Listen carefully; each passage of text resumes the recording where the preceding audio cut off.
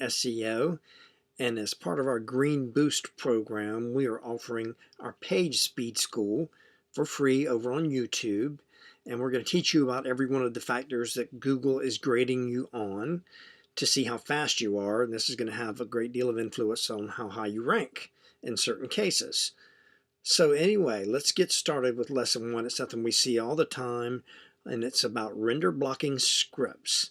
You're going to get this when you come to the PageSpeed's Insights tool.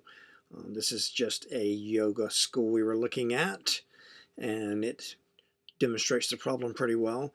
64 speed. This is something they want you to fix immediately. You can tell by the red emergency logo they have there.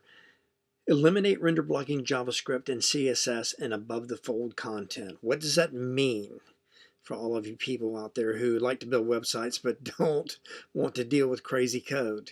What they're essentially saying is that when this website loads, that they're having to go back, instead of being able to load the site on the first big bunch of data they get in the call, after they get it, they have to come back and they have to grab 4 different scripts. And this is causing the site to load a little bit slower than they'd like to. These scripts are, and this is one of the disadvantages of using frameworks. Obviously, one of the advantages of using frameworks is that you can do almost everything yourself.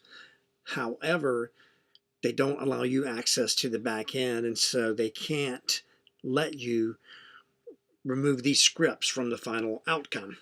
And so you're going to have to live with that, make a long story short. If you're using Squarespace, WordPress, Drupal, almost any framework is going to load this way. There are ways you can get around it sometimes in regular HTML, but for frameworks, you're going to have to deal with this. And this is actually not bad. I have seen certain sites where they're loading 10 different frameworks and 10 different CSS sheets, one for every plugin. So that's what they mean by render blocking. A way to get around this, for example, the way I get around it on Charleston SEO is that I use pretty much a text layout for my above the fold content. Above the fold being what's a term borrowed from the newspaper industry, what's readily available above the fold the first time you look at the page. By using more of a text-based layout, the browser doesn't have to go back and grab other things, which is why I get a good score. Yeah, as you can see, mine score is 99, where theirs was 61 something. But that's because all that's been done. There's no remote scripts for it to call.